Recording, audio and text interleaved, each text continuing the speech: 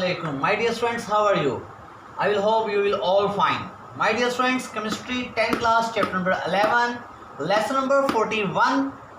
आज हम टॉपिक पढ़ेंगे कोल एंड इट्स टाइप. इसका आज हम फर्स्ट पार्ट पढ़ेंगे. 2 डेज में टॉपिक कंप्लीट होगा और साथ में हम my dear student chapter number 2 के शॉर्ट क्वेश्चन नंबर 12 और 13 करेंगे.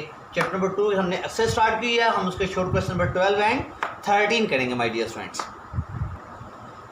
माय डियर स्टूडेंट्स, आइए हम स्टार्ट करते हैं. What is coal? सबसे पहले कोल की डेफिनेशन देखते हैं.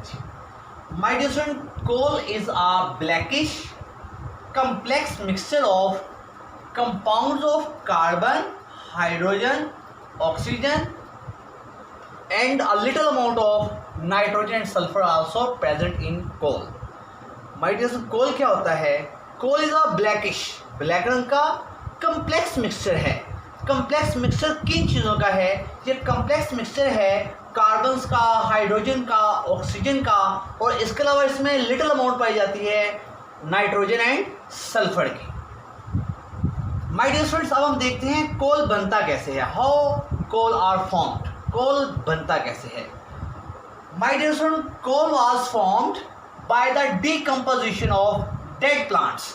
जब डेड प्लांट्स डीकंपोज होते हैं, कब? When buried under the earth crust, जब वो जमीन के नीचे दफन हो जाते हैं. किन प्लांट्स की बात हो रही है? जो जमीन के नीचे दफन हो गए थे मिलियंस ऑफ ईयर्स अगो, आज से लाखों साल पहले. आज से लाखों साल पहले जो प्लांट्स जमीन की अर्थ क्रस्ट के नीचे, जमीन के नीचे बरीड हो गए थे, माय डियर स्टूडेंट्स, उन प्लांट्स की, उन डेड प्लांट्स की डिकम्पोजिशन की वजह से कोल बन जाता है. ओके जी. माय डियर स्टूडेंट, नेक्स्ट हम एक छोटी सी डेफिनेशन देखेंगे. Conversion of wood into coal, लकड़ी का कोयले में तब्दील हो जाना, इसे कहते हैं कार्बोनाइजेशन. माय डियर स्टूडेंट्स, ये डेफिनेशन यहाँ पे ख़त्म नहीं होती, डेफिनेशन आगे जाएगी. It is very slow biochemical process, ये बहुत स्लो बायोकेमिकल प्रोसेस होता है. In the absence of air, हवा की गैर मौजूदगी में, at high pressure and high temperature, high pressure और हाई टेम्परेचर के ऊपर over a long period of time. और इस प्रोसेस को होने में एक लंबा अरसा लग जाता है. Almost 500 million year, 500 million years लग जाते हैं माय डियर स्टूडेंट्स इस प्रोसेस को होने में. कार्बोनाइजेशन क्या है? Carbonisation conversion of wood into coal है और कार्बोनाइजेशन एक स्लो बायोकेमिकल प्रोसेस है, एब्सेंस ऑफ एयर में होता है, हाई टेम्परेचर और हाई प्रेशर की मौजूदगी में होता है, over a long period of time. और कार्बोनाइजेशन होने में बहुत लंबा अरसा लगता है. कितना अरसा लगता है? ऑलमोस्ट 500 मिलियन ईयर लग जाते हैं माय डियर स्टूडेंट्स वुड को कोल में कन्वर्ट होने के लिए. नेक्स्ट हम एक इन्फॉर्मेशन देखेंगे. एक एमसीक्यू आता है बोर्ड के अंदर. Wood contain, my dear student, wood के अंदर कितने परसेंट कार्बन होता है जी? 40% कार्बन होता है. वुड के अंदर कार्बन कितने परसेंट होता है जी? 40% कार्बन होता है. My dear student, there are 4 types of coal. Coal की 4 टाइप्स होती हैं with respect to carbon content. Carbon में कितनी है, इस लिहाज से हमने कोल को 4 टाइप्स में डिवाइड किया है. जैसे आप देख लीजिए, ये मैंने इसकी 4 टाइप्स के नाम लिखे हैं जी. पीट 60% कार्बन होती है इसमें, लिग्नाइट 70%, बिटुमिनस 80% और एंथ्रासाइट 90%. माय डियर स्टूडेंट, ये इसके अंदर कार्बन कंटेंट है. ये क्या है? जिसमें कार्बन कंटेंट है, कार्बन कितना मौजूद है. और ये माय डियर स्टूडेंट्स की टाइप्स हैं, टाइप्स ऑफ कोल. कोल की 4 टाइप्स हैं जी. पीट 60% कार्बन है, लिग्नाइट 70%, बिटुमिनस 80% और एंथ्रासाइट 90%. और ये माय डियर स्टूडेंट्स हमने इसके यूजेस ऑफ कोल हैं. बात कर रहे थे हम 4 टाइप्स ऑफ कोल की. तो कोल की 4 टाइप्स होती हैं कार्बन कंटेंट के लिहाज से. उसमें वोलाटाइल मैटर कितना है कोल में. कोल की टाइप्स हम करते हैं कि उसमें उड़ जाने वाली चीज़ें कितनी हैं, and on the basis of moisture कि उसमें नमी कितनी है. इन 3 बातों की बेस के ऊपर हम अपने कोल को 4 टाइप्स में डिवाइड करते हैं. On the basis of carbon content, number 2 volatile matter and number 3 moisture. इन 3 चीज़ों की बेस के ऊपर हमने कोल को 4 टाइप से डिवाइड किया है। टाइप्स मैंने आपको बताई, कार्बन कंटेंट बताइए। माय डियर स्टूडेंट, जो पीट होता है ये इंफीरियर क्वालिटी का कोल होता है। इट्स क्वालिटी क्या होती है जी? इंफीरियर होती है, हल्की किस्म का कोयला होता है, सस्ता कोयला होता है। इसे यूज़ करते हैं किलन में। किलन माय डियर स्टूडेंट्स एक भट्टी होती है जिसमें चीज़ों को गर्म करते हैं। लिग्नाइट जो है माय डियर स्टूडेंट्स ये सॉफ्ट कोल होता है और इसे इस्तेमाल करते हैं थर्मल पावर स्टेशन में। माय डियर स्टूडेंट, जहाँ पे आप कोल से इलेक्ट्रिसिटी प्रोड्यूस करते हैं वहाँ इस कोल को इस्तेमाल किया जाता है, लिग्नाइट की टाइप को। जो कोल की टाइप्स है जी, बिटुमिनस माय डियर स्टूडेंट्स ये कॉमन क्वालिटी ऑफ कोल है और इसे इस्तेमाल करते हैं हाउस होल्ड कोल, घरेलू इस्तेमाल के अंदर माय डियर स्टूडेंट इसे इस्तेमाल करते हैं। And last one is the anthracite. Anthracites my dear student ये एक सुपीरियर क्वालिटी है, हाई क्वालिटी ऑफ कोल होता है, हार्ड कोल होता है, लुक लाइक स्टोन। और माय डियर स्टूडेंट्स इसे इंडस्ट्री में यूज़ करते हैं, specially for the melting of iron. Iron को मेल्ट करने के लिए माय डियर स्टूडेंट्स और हैवी मेटल्स को मेल्ट करने के लिए इसे यूज़ किया जाता है एंथ्रासाइट्स को। माय डियर स्टूडेंट, हमारा होल टॉपिक था कोल, इसकी हमने डेफिनेशन करी, इसकी फॉर्मेशन पढ़ी, कार्बन की फुल फ्लैश डेफिनेशन देखी, एक हमने एमसीक्यूज किया, फिर हमने इसकी 4 टाइप्स की बेस पढ़ी, 4 टाइप्स किस बेस पे की जाती हैं, फिर हमने 4 टाइप्स के नाम देखे, 4 टाइप्स हमने कार्बन कंटेंट देखे और फिर हमने इन 4 टाइप्स के यूज़ देखे। माय डियर स्टूडेंट्स, मुझे उम्मीद है कि आपको आज का टॉपिक बहुत अच्छे तरीके से समझ लग गया होगा। कल मैं आपको इंशाल्लाह इसी टॉपिक का सेकंड पार्ट पढ़ाऊंगा जिसमें हम कोल की डिस्ट्रक्टिव डिस्टिलेशन करके दिखाएंगे और हम फिर बताएंगे कोल में से कौन कौन सी चीज़ों को हम एक्सट्रैक्ट कर सकते हैं by the process of destructive distillation. ये हमारा इंशाल्लाह कल का टॉपिक होगा। अब मैं आपको चैप्टर नंबर 9 की एक्सरसाइज करवाता हूँ जी। माय डियर फ्रेंड्स, हम चैप्टर नंबर 9 कर रहे हैं जी शॉर्ट क्वेश्चन के लिहाज से। आज हम शॉर्ट क्वेश्चन नंबर 12 करेंगे। हमारा क्वेश्चन है what are the characteristics of a reaction. कहता है जी एक रिएक्शन की कैरेक्टरिस्टिक्स बताइए that establishes equilibrium state at once. अगर एक रिएक्शन का इक्विलिब्रियम स्टेट बहुत जल्दी आ गया है, अभी रिएक्शन स्टार्ट ही हुआ था कि उसका इक्विलिब्रियम स्टेट आ गया है, तो बताइए उस रिएक्शन की कैरेक्टरिस्टिक्स क्या होंगी। माय डियर स्टूडेंट्स, मैंने एक लॉन्ग क्वेश्चन करवाया था, predict the direction of reaction. और एक मैंने आपको करवाया था predict the extent of reaction. My dear student, जो क्वेश्चन हमने किया था ना predict the extent of reaction, उसमें हमने 3 केस किए थे, large numerical value of KC, small numerical value of KC. इस क्वेश्चन के आंसर का जो लिंक है small numerical value of KC से है। इससे पहले कि मैं आपको स्मॉल वैल्यू ऑफ केसी की कैरेक्टरिस्टिक्स बताऊं, उससे पहले हम ये रिएक्शन क्वेश्चन की स्टेटमेंट समझते हैं। जरा इसमें वो कहना चाह रहा है आ रिएक्शन, इसका आंसर हम शुरू करेंगे माय डियर स्टूडेंट। तो देखिए इसमें कह रहा है वो a reaction that establish equilibrium state at once. ऐसा रिएक्शन जिसमें इक्विलिब्रियम स्टेट एट वंस आ जाता है कि फौरी तौर पे अभी रिएक्शन स्टार्ट ही हुआ था कि इक्विलिब्रियम स्टेट उसका एस्टैब्लिश हो गया। शो डैट ये बता रहा है equilibrium is established at once even के इक्विलिब्रियम आपका उस वक्त पैदा हो गया था, कायम हो गया था एट वंस फौरी तौर पर, यहाँ तक कि देखिएगा even a very small conversion of reactants into products. कभी आपके बहुत थोड़े रिएक्टेंट्स प्रोडक्ट्स में कन्वर्ट हुए थे कि रिएक्शन ने क्या अख्तियार कर लिया, इक्विलिब्रियम स्टेट अचीव कर ली।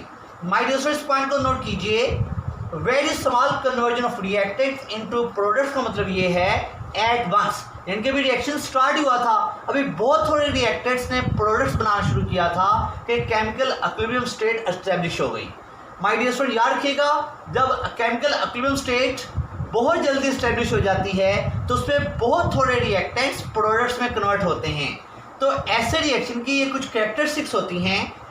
इट हैज़ फॉलोइंग कैरेक्टरिस्टिक्स, इसकी कुछ कैरेक्टरिस्टिक्स हैं जी। तो कैरेक्टरिस्टिक्स चेक कीजिए। पहली कैरेक्टरिस्टिक्स है such a reaction has very small value of KC. My dear student, इन रिएक्शन की वैल्यू ऑफ केसी बहुत स्मॉल होती है। ठीक है जी, ऐसे रिएक्शन जिनके अंदर chemical equilibrium state at once equilibrium establish हो जाए, इनकी वैल्यू ऑफ केसी बहुत स्मॉल होती है। My dear student, second characteristics देखिए, जब इक्विलिब्रियम पोजीशन आई है तो रिएक्शन मिक्सचर में ऑलमोस्ट रिएक्टेंट्स हैं, रिएक्टेंट्स बहुत ज़्यादा हैं और प्रोडक्ट्स इसमें क्या होते हैं जी, निग्लिजिबल होते हैं, ना होने के बराबर, क्योंकि रिएक्शन भी शुरू हुआ था, बहुत सारे रिएक्टेंट्स तो अभी कन्वर्ट ही नहीं हुए थे प्रोडक्ट्स में। सारे रिएक्टेंट्स ऑलमोस्ट हमारे पास पड़े हुए हैं, बस कुछ रिएक्टेंट्स अभी प्रोडक्ट्स बनाया है कि इक्विलिब्रियम क्या हो गया, एस्टैब्लिश हो गया।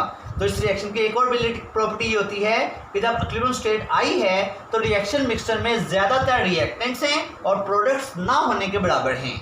और my dear students, third property होती है such type of reaction never go to completion. ये रिएक्शन कभी मुकम्मल नहीं होते क्योंकि सारे के सारे रिएक्टेंट्स तो ऑलमोस्ट आपके पास पड़े हुए हैं, थोड़े से रिएक्टेंट्स ने बस क्या किया है, प्रोडक्ट्स में कन्वर्ट हुए हैं, लिहाजा रिएक्शन कभी भी कंप्लीट नहीं होते।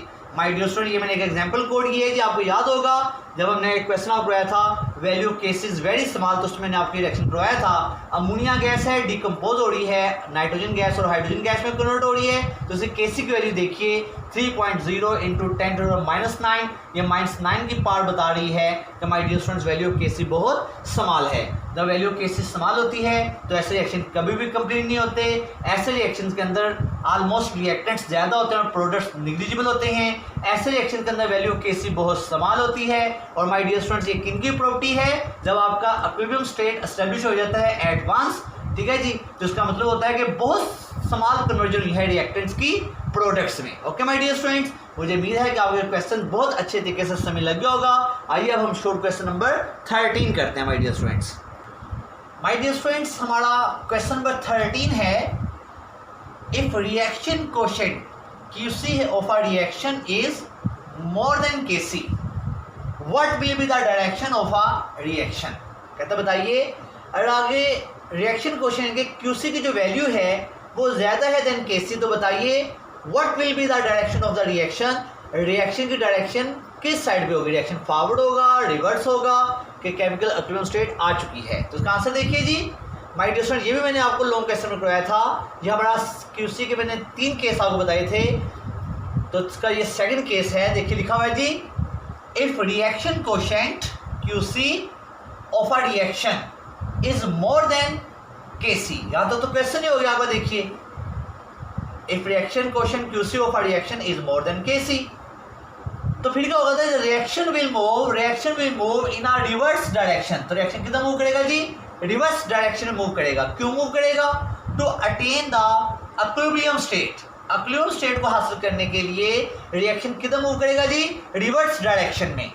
माय डियर स्टूडेंट, याद रखिएगा, and direction of a reaction, ऐसे रिएक्शन की जो डायरेक्शन होती है वो हमेशा राइट टू लेफ्ट होती है। आप जानते हैं जी, रिवर्स डायरेक्शन किस साइड पे होती है जी, right to left, right to left. इसी चीज को मैं नीचे डायग्राम से एक्सप्लेन किया है। देखिए जी, डायग्राम में शो हो रहा है वैल्यू QC लार्ज है और वैल्यू KC स्मॉल है। सर्कल से देखिए, ब्लू सर्कल QC को शो कर रहा है, रिएक्शन कोएफिशिएंट को, उसकी वैल्यू लार्ज है और KC की वैल्यू स्मॉल है।